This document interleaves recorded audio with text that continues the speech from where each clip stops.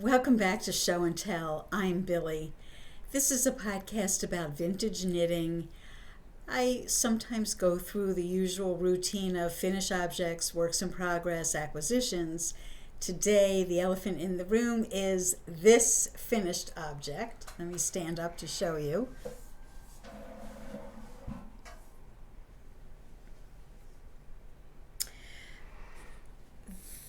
This I nicknamed the sock monkey. If you're not familiar with sock monkeys, I'll put a picture here. I'll show you a picture of the original pattern too. The pattern showed a green sweater called Knit It for Skiing. It's a 1930s pattern, but I decided that I didn't want to do it in green and white. I wanted to do it in something that would be like a sock monkey, so marled with white and then the touches of red. You know, the sock monkey, his lips are red and sometimes he has a little red pom-pom on his hat. So I am in the process still of knitting a red belt. There's a section of this sweater, where is it now? Right in here, that's ribbed to cinch it in at the waist. In their design, they do have a belt on it with a buckle, so I thought I might like to do something like that. I'm in the process of knitting the red belt. This yarn, I'm sure you want to know about the yarn. It's Cascade Heritage. Oh, before I talk about the yarn, so this little section, you might remember that I showed that it was like bulging out. Now when it's on, it's really not that noticeable. I can't really even feel it. I didn't block this. I only blocked the bottom edge because it was curling so badly, and it seemed to take the curl right out of it. The collar curls inward because it's a reverse stockinette. And as we know, stockinette tends to curl. I didn't try and straighten that out. I thought it kind of looked good rolled, especially because the little knit buttons are rolled up like little Tootsie Rolls. So the buttons are all knit, and because the buttons were red and white, I was afraid that they might bleed. What I did was I took a button before I attached it. I soaked it in water. The water didn't turn red at all. I was all prepared with my color catchers just in case, but it wasn't a problem. There was no bleeding. So hurrah to Cascade for making a red yarn that doesn't seem to bleed. Of course, every time I wash this, I am going to be super careful. When I wet block the bottom edge that was rolling, at first it looked like the white section came like very dark gray, and I thought, oh, I wasn't thinking of the black bleeding at all, but I should have been thinking of that as well. As it turns out, the water stayed clear, so I knew that it was just a matter of the white, when it's wet, changes color a little bit, and probably it was just like an optical illusion. Anyway, it didn't bleed, which I'm really happy about. So Cascade, it's fingering weight. I held it double, so even for the belt, whoops, I'm holding two strands together so it will be the same weight as the sweater itself. A year ago at Vogue Knitting Live, I took Deborah Newton's course on sweaters that fit, getting, good fitting sweater. I forget what the exact name of the class was, but it was something about, fitting. And during the course of that class, she said she doesn't block. She just knits it to be correct. And I guess she's knitting from patterns that she's written maybe, or patterns that she knows to be well written. So there shouldn't be this, pulling and rearranging. Things should be knit properly so that they fit properly. I feel like this is just great really no need to block.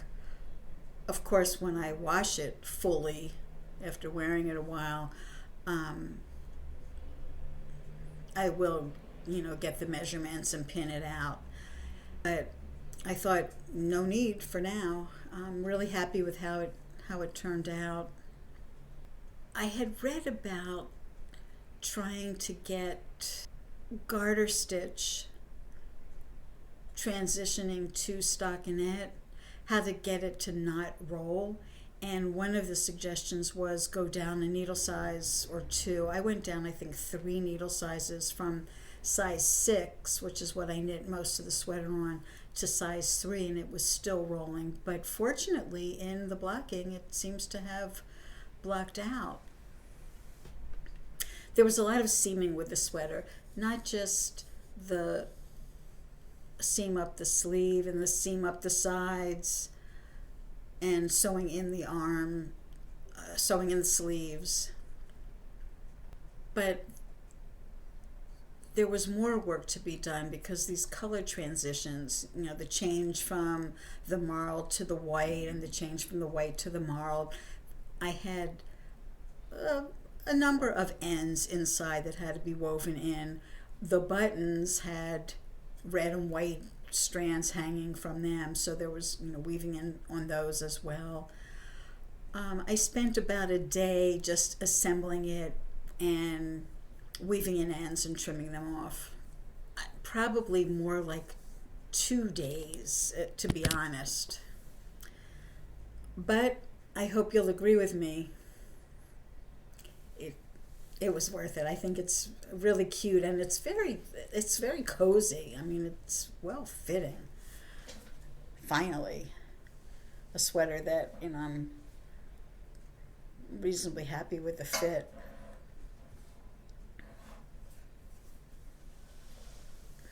So it seems like a lot of things that I'm involved with right now have red going on. I'm a little late for Valentine's Day. I missed you last Friday. I meant to come out with this podcast, but I missed the date.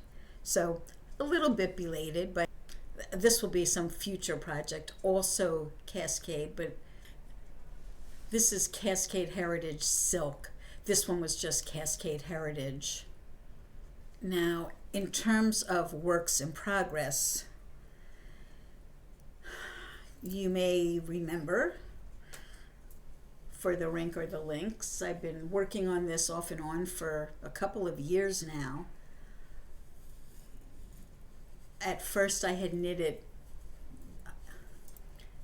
with stranding, and it turned out that the fabric had absolutely no give, so I ripped the whole sweater out and reknit it using intarsia, and you can see that there's all the give I need. This yarn is wonderful, and even though when I ripped it out it still held some of the kink, I tried to recondition the yarn. It doesn't really go back to how it initially was, but it seems okay. I'm happy with how the stitches are, and I know I will block this to get everything to even out and settle down. But I am finished the back, and I am finished the V-neck front. I have them basted together right now. That's the side seam. I know it looks like a rush of rags with all these ends. The ends never end. I've just been trimming and trimming and weaving in and weaving in. Let me show you the quantity that I have so far, and I'm not done. This is what I have so far. This could stuff a teddy bear. So in the last week or so, I finished up reknitting the front, and I moved on to the sleeves. Oh, the yarn. It's John Arbin Paint by Numbers. Paint by Numbers. I think that's what it's called. Not Paint by Numbers. Color by Numbers, something like that. I'll put the right name. Beautiful merino, really gorgeous hand.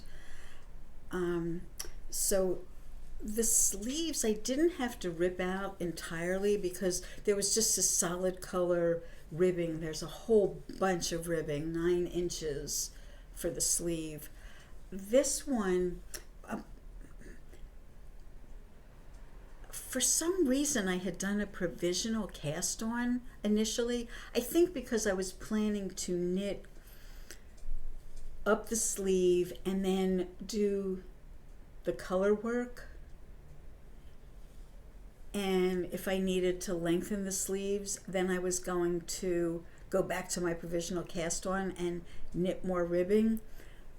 But I decided now, like I have too many things going on with provisional, I decided to start binding off in a tubular bind off. So this cuff is already bound off. And this is the working side. I still have some more ribbing to do before I start the color work. And as soon as this one is also bound off, I will be knitting my sleeves 2 at a time. With that Argyle-ish pattern, it really makes sense to just do all of row 1, all of row 2, all of row 3 at once, because it's pretty complicated. It's a 34 row repeat, and 4 of those rows involve all 3 colors. So I want my sleeves to be exactly the same, and I think it's going to be much easier to do them at the same time. So psychologically, it was really hard to come back to this, but I'm hoping this time that I'll just stay with it and continue on and get this sweater done, because I sure would love to wear it this fall. Fall 2025. Maybe if I'm lucky, I'll finish it before the winter. It is 22 degrees today in New York, so I could use another finished sweater. We'll see. You know, I don't want to pressure myself.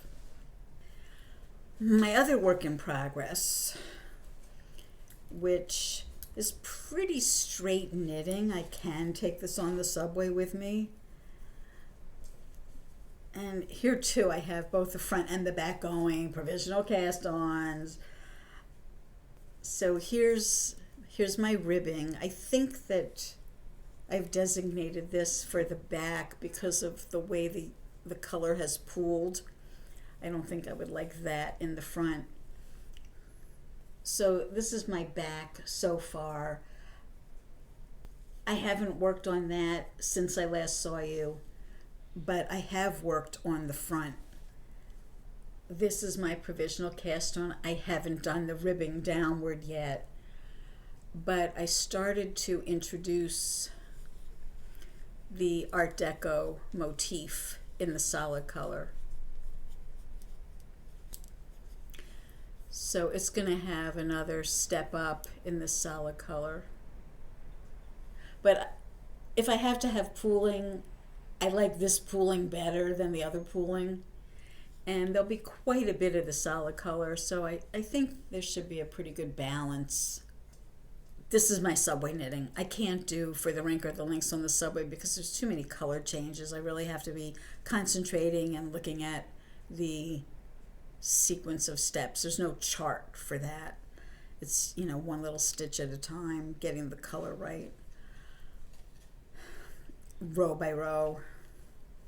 So those are the 2 things that I'm currently working on. I have no acquisitions to share with you, but I would like to go back to this whole sock monkey concept. Before I do that, I wanted to say that Colette, one of my longtime viewers, mentioned in a comment on a previous video where I talked about knitting needles and the United States government restrictions on knitting needles on airplanes. She commented that if you are traveling by air, that you really should check not just the country that you're flying out of, but the country that you're flying into, because you'll have to be flying out of them eventually. And she pointed out to me that she has firsthand knowledge of an airport in South Africa where knitting needles are not permitted in carry-on luggage. So that's a good tip if you are going to be traveling. Make sure that you'll be able to come back and not have your needles confiscated. And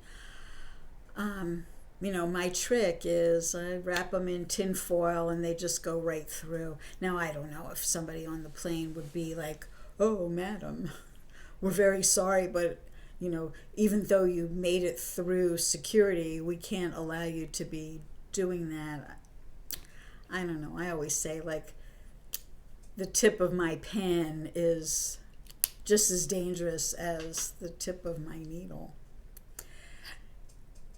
Anyway, sock monkey. Yeah. The sock monkey little stuffed animal originated when somebody had the clever idea of taking a sock that was made out of, I think they call it rag. It is sort of like a two-tone yarn. So this like two-tone sock with the cap of the toe and the heel being different colorations. And a woman actually received a patent for making sock monkeys using these socks.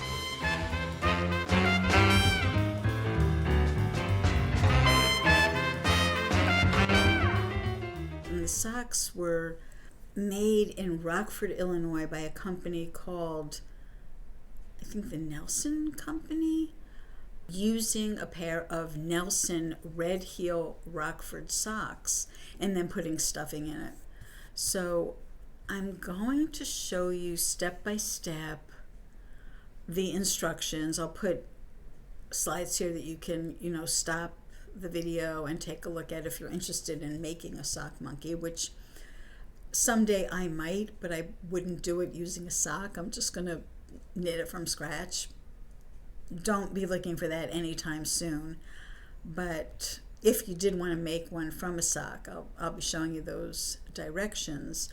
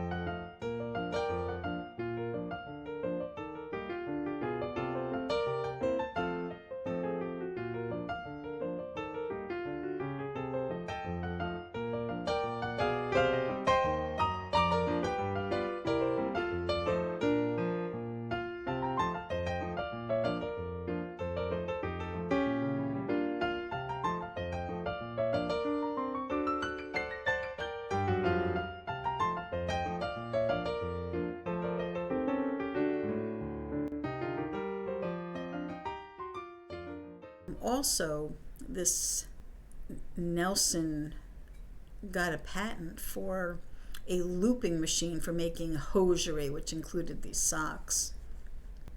So I'll put some pictures of that patent also. I thought that's kind of an interesting thing you might want to take a look at.